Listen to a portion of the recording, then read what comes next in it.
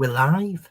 Day 20 of this fitness challenge, and I've got a side title to this, which is Ready to Run, because when I set out on this journey with Rik, that was the outcome I had in mind. I was running up to about probably 18 months ago or 2 years ago, and I had a bad fall taking my son to school one day. And there was a huge long recovery to that, but most importantly, I'd lost my sense of confidence in my own balance and my own body's ability to do things without accident. So that was really kind of where I started from. I was broken in mind as well as a little bit in body. So Rik has been helping me. Rik, it's been tremendous. That if I look at my improvement now, so for example, at the beginning, I was doing my park walk, but it was very pedestrian, shall we say? And I was going quite slowly. And although I haven't measured it, and I will measure it perhaps for the next meeting, I feel like it's now. Well, I think this is the most important thing. When I go walking normally, when I go walking to the shops, wherever I go, I now do it at kind of the same pace. Not because that is my exercise period, but that's just the way I walk now. And that is a tremendous thing for me, because that means in my daily life, in my daily kind of chores, I'm increasing my metabolic rate implicitly by what I'm doing. And so the benefit of that to my long-term health, I'm already seeing that right now. And I don't see any way back. I wouldn't want to go back to who I was before. So that's a monumental change. And the other changes I've noticed is I mentioned that before, my whole balance has changed. So where the weight of my foot, I was putting the weight towards the heel. Now the weight is much further forward. And, this is not only important for me metabolically and biologically, but it's actually a metaphor for my life too, because life is about forward motion, and this mere change in posture is a great metaphor, as I say, a physical metaphor for a life in motion. As a type 2 diabetic, because I've reversed it, so I no longer take medication after 22 years. As a type 2 diabetic, that sense of motion and moving forward all the time is really so important. In fact, it's so important that I was on the call with one of my mentors, Andrew, at 7 o'clock this morning. And as a result of that conversation and the work we've been doing, really, I think it's important for me to write a book. To help others reverse their type 2 diabetes too, because it's so life enriching. And I now, I'm not sure if I talked to you about it, Rik, but my son, I had my son when I was 48, and when I had that big kind of aha moment. In November 2022, when my Uncle John lost his leg due to uncontrolled diabetes, and my son said, "When are you having yours done?" That was my aha moment. I've been building ever since, and I'm so passionate about this that there's so much unnecessary pain and financial loss that people are suffering as a result of type 2 diabetes. I have to do my part, because I've been blessed for whatever reason, God, the universe, whoever it is, has blessed me with the opportunity to turn this around. And, you know, the amazing thing, and I mentioned this I'm doing a mind motivation challenge at the same time, Rik, as this, on a Monday, Wednesday and Friday. And I mentioned on my live yesterday how it's absolutely amazing that you take one single lever point. In this case, it's our health. And then you use that lens to view all the other things, your family, relationships, your spiritual side, everything. But applying effort to that one lever just expands everything. You know, I did a wheel of life with them, and you know, on a wheel of life, you know, you draw it around, you got about 8 segments, and you know, everyone thinks, well, lots of clients think that that effectively it's about creating a balanced wheel.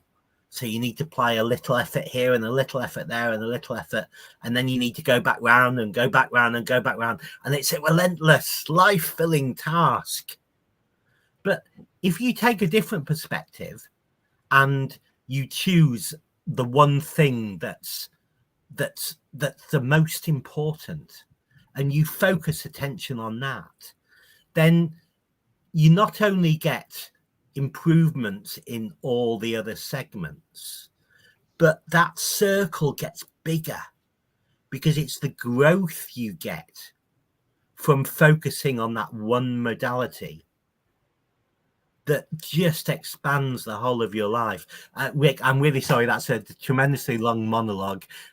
Welcome, thank you very much. I hope you're well, are you?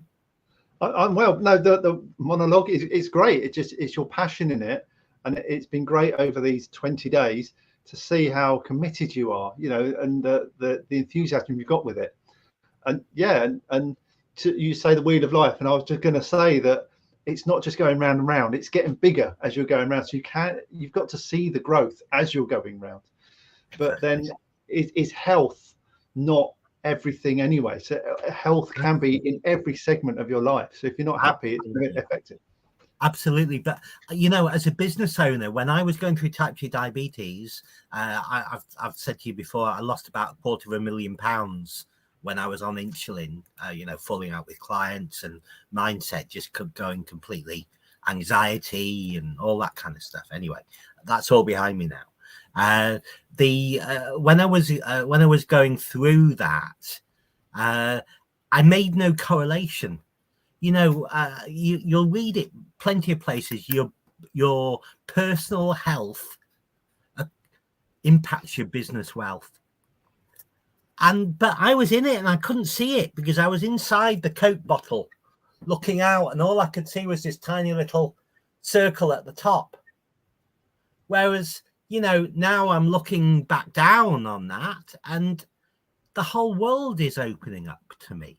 Instead of having a world that's like that, it's a world without any ends.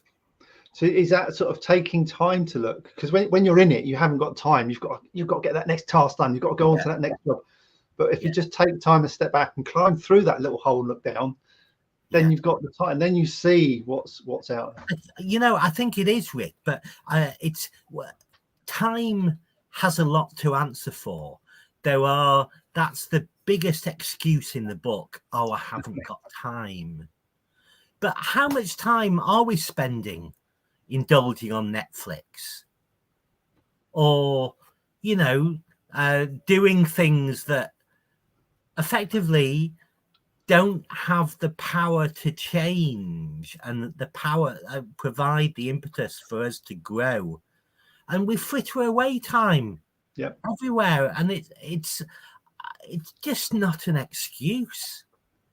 For example, I woke up at about 5:30 this morning, and I laid there for half an hour, got the phone eventually, and no. So I went downstairs and I was studying immunology about cells and cancer and stuff for an hour and a half. So I got an extra hour and a half studying this morning because I just changed my perspective on time. It's like, well, I'm going to spend it wisely rather than wait until everybody gets up and take the dogs out. So, you know, and you feel better for it. And we all need to relax, but you can still do that, because it's oftentimes about, in your busy day, it's about time out, but it's time out doing something else energetically rather than not doing anything. Because it's impossible not to do anything, but we're going to let our minds go to mush sometimes because we've had a busy day or whatever. But that's actually counterproductive. What we need to do is stimulate our minds and our bodies. That's a different focus, isn't it? Yeah, exactly. Yeah. So, Rik, where I am at the moment is, my goodness, I went out yesterday and I actually bought my first pair of running shoes for a couple of years. So I've got my Hoka shoes. I don't get any, that's not a brand endorsement. They just happen to be Hoka shoes. Never even heard of them until I walked into the shop. Anyway, so I got those, and I even spent a bit of time in there and talking to them about how I think it's called pronate. When I run or walk, I pronate. So that means that on the foot, I put the weight of my foot tends to go on the outside of my foot. So anyway, these shoes have a special thing to basically keep your weight flat, because when I've been running before, I used to get a bruised bone on the outside of my foot. So I spent some time doing that. I've got these shoes. They're a bright blue color, so at least I'll be able to see my feet when I'm running. But I'm not sure if I'll be able to wear them casually. But anyway, I've got my shoes. I was going to go running today, but I went yesterday and my muscles are so sore that I thought, well, I'll just take myself a day off, or not a day off, but I'll go walking, but I'll not go running today.